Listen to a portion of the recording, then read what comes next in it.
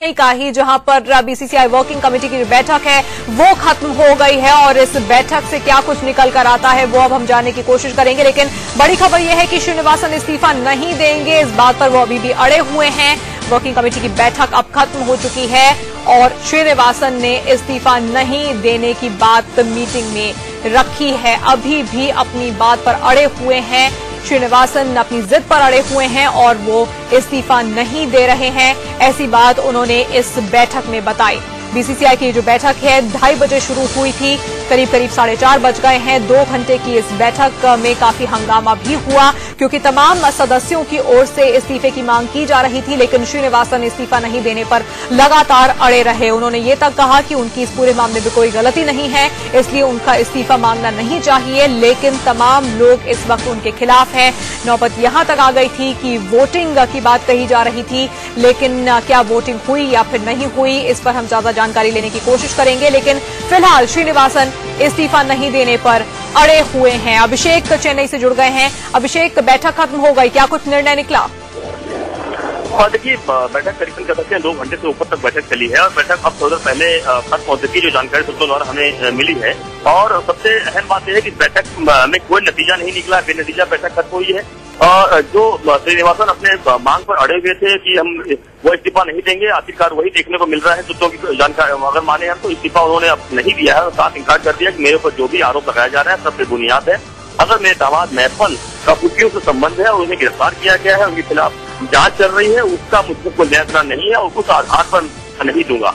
और इस बात को लेकर तमाम लोगों ने कह सकते हैं कि पूरी मीटिंग में धमकियां तक दी हैं और बकायदा कहा गया कि अगर ये इस्तीफा नहीं दे तो हम सभी लोग पद छोड़ देंगे। उसमें राजीव शुक्ला ने भी कहा कि वो पद छोड़ देंगे। तमाम जो लोगों ने इस्तीफा दिया उन लोगों से अपील की गई कि वो लोग वापस आ जाएं। लेकिन कह सकते हैं कि जो IAS बिंद्रा है तमाम लोगों ने विरोध किया है कि वह अपने पद से हट जाए।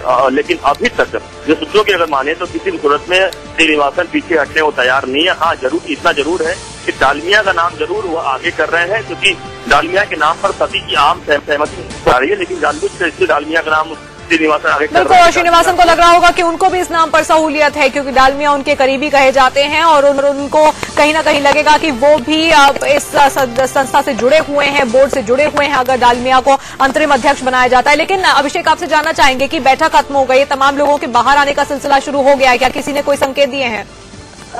देखिए, अभी तक अभी बाहर नहीं आया है, हम सभी बाहर खड़े हैं। किसी ने अभी तक इस बात की कंफर्मेशन नहीं दी है कि आखिरकार मीटिंग में हुआ क्या है। लेकिन हाँ, जो सूत्रों की माने तो मीटिंग खत्म हो चुकी है, सभी लोग अभी होटल के अंदर ही मौजूद हैं, क्योंकि कोई भी सदस्य होटल के बाहर नहीं निकला है। लेकिन ये साफ हो चुका है कि अगर शायद कुछ अगर फैसला कर सकते हैं कुछ चंद मिनटों में या कर सकते हैं कुछ देर में लिया जाएगा तो डालमिया का नाम हो सकता है आगे लिया करा जाए और डालमिया के नाम पर सहमति बने और उसके बाद श्रीनिवासन मान जाए। लेकिन आपको यहाँ समय भी बता दूं आपको कि महत्वपूर्ण यह भी है कि बीसीसीआई के जो भी रूल है उसमें कहीं ऐसा लिखा नहीं गया है, कहीं भी रूल में घटना में ऐसा कहीं नहीं है कि अंतरिम अध्यक्ष किसी को बनाया जाए, ऐसा कोई भी नियम नहीं है। और शशांक मनोहर ने इस बात का पुरजोर विरोध भी किया हुआ है पहले से कि ऐसा कोई भी नियम बीसीसीआई के घटनाक्रम में नहीं है, इसलिए अंतरिम अध्यक्ष किसी को नहीं बनाया जा सकता। तो इसलिए यह संभावना इसलिए ज्यादा इंकार की जा सकती है। ज्यादा लोग इसलिए इंकार कर रहे हैं कि डालमिया को अगर अंतरिम अध्यक्ष बनाने का जो नाम चल रहा है जानबूझकर श्रीनिवासन द्वारा कह सकते हैं कि वो बता रहा है कि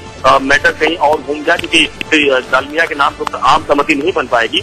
लेकिन अगर शायद तो अभिषेक, अपने आप में काफी कॉन्ट्रडिक्टिंग बात है ये कि एक तरफ श्रीनिवासन कह रहे हैं कि उनकी कोई गलती नहीं है, वो इस्तीफा नहीं देंगे, दूसरी तरफ डालमिया का नाम भी आगे कर रहे हैं और अगर डालमिया के नाम पर सहमति बनती है तो वो पद से हटने के लिए तैयार है। अपनी बात को कॉन्ट्रडिक्ट कर रहे हैं वो तो।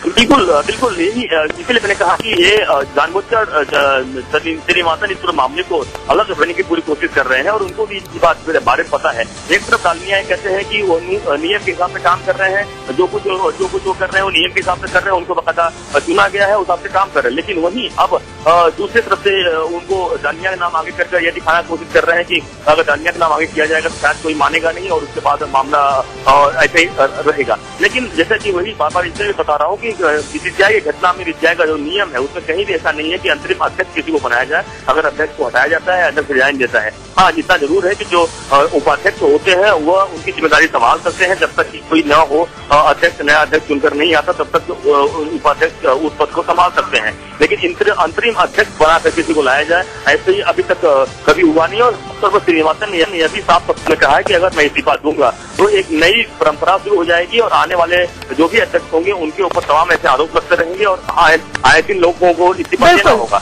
बिल्कुल। और इस बीच अभिषेक, आपको बता दें, खबर ये भी मिल रही है कि जगमोहन डालमिया अंतरिम अध्यक्ष बन सकते हैं। जगमोहन डालमिया जो कि नेशनल क्रिकेट क्लब और क्रिकेट एसोसिएशन ऑफ बंगाल के अध्यक्ष हैं।